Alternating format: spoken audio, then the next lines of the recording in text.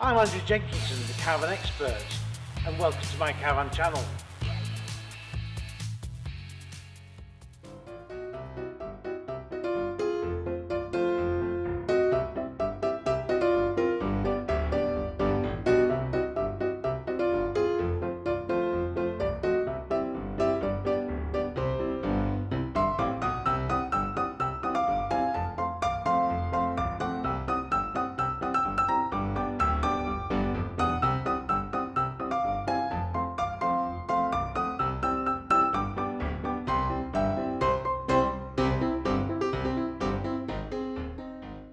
Well, hi, I'm sat in a piece of caravan history. This is a 1956 new Bluebird Rambler.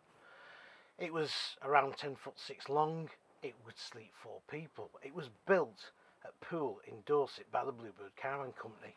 Now I'm here on the PCC Rally, which is the Pure and Classic Caravan Club, and I've been a member on and off for quite a number of years, even though I haven't got a classic tourer. And I still love to see these vans, and they were very kind. Chris and Margaret Saunders, who actually own this tourer and have restored it, have allowed me to come and do a bit of video on it. Now I'm going to have a quick brief tour because, without being rude, there's not a lot to see. But that's, as I say, in a detrimental word at all, really. It's because vans then were pretty plain and simple, because people didn't expect much, they didn't want much, and I think this was about 180 quid when it was new. So I'll give you a quick tour around and show you what a 1956 Caravan was like for a family of 4 from the famous Bluebird company, who unfortunately now are no longer around. The Bluebird name being bought by Willoughby back in I think it was about 2006, and they don't use the Bluebird name anymore, which is a big shame, really. But Bluebird were once one of the biggest manufacturers and formed with Sprite Caravans to form Caravans International in 1963, and became a formidable force, not in the UK but worldwide too.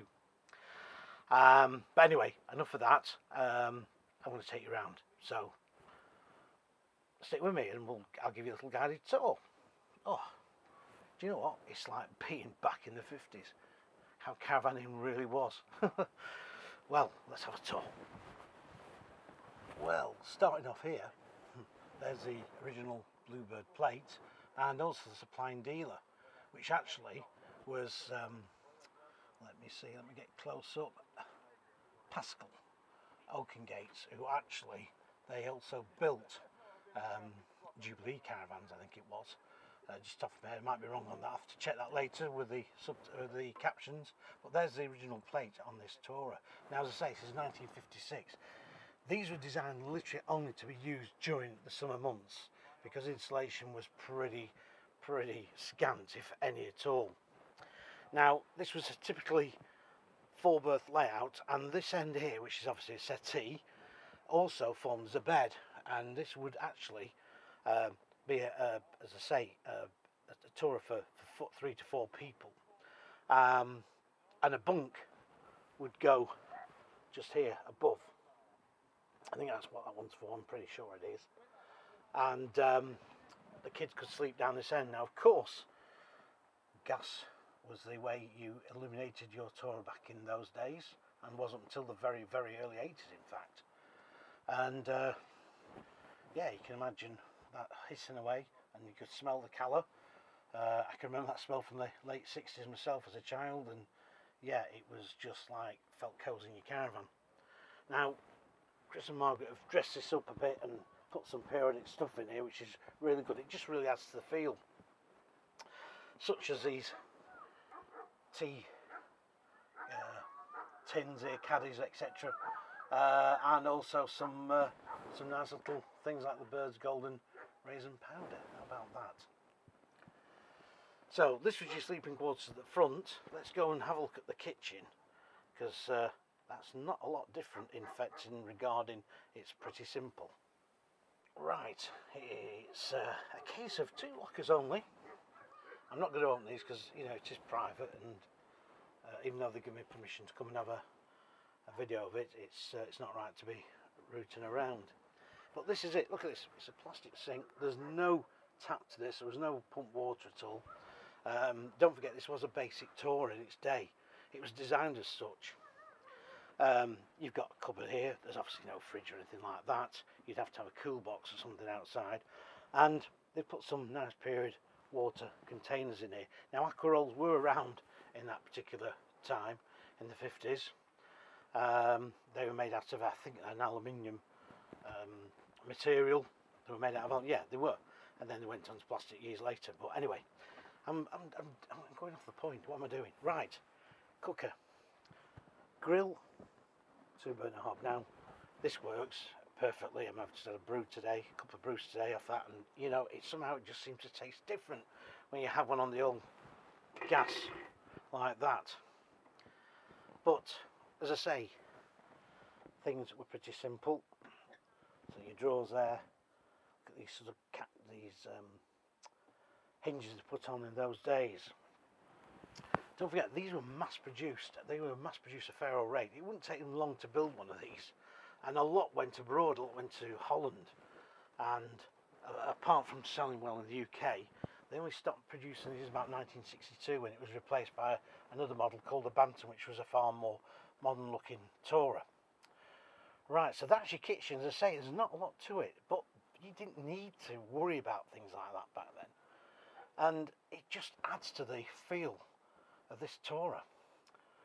Right, let's have a quick look at the lounge. And this, of course, would have made into a double bed, so the table would have dropped down, filled the gap up, and these cushions would have slid across, pretty much as the Tourer does today. But this would have seat 4 people without too much of a problem. Again, look, there's no lockers like you get in a modern Tourer today. It's shelves, and don't forget you'd have to move everything off when you went out back on the road. Again, gas, light above this area, it illuminates all this. And I just like all the bit things like the books and the camera here, the little Kodak Brownie, I think that is, and the copies of Modern Caravan from that era. As I say, this was bought in a fairly dilapidated state. Chris and Margaret have restored it really well. It looks good. It's a credit to them, and it's a credit to these people that keep this history alive, because it really is very important. And it's really been done. They've done it as best they could. Now, I even like things like the radio. Look at this. Brilliant. Just love those little touches. Oh, and what have we got here?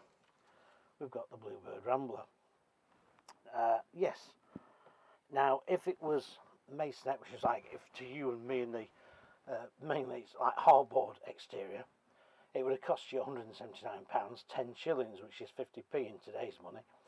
But if you put the aluminium, which is this has got on the outside, it costs you extra, and it's cost you actually 30 quid extra there. And most people would probably go for the aluminium, but if they wanted to keep the price really down, they'd go for the hardboard. Trouble is, you'd have to paint it more and keep on top of it. So there you have it. They produced, I don't know how many would produce of these, but they produce a fair old number. As I say, a lot were exported. And on the beginning, or should I say at the end of this video, you'll see some pics of it when they were new. Wardrobe here, pretty simple, pretty straight.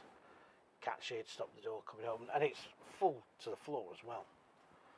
No loo. Now, that's not a problem, because in those days you would have taken the toilet tent with you, which, surprise, surprise, not really, because what do you need? And I'll just look at it through the window. That is a toilet tent, which you can still obviously get today for campers, etc.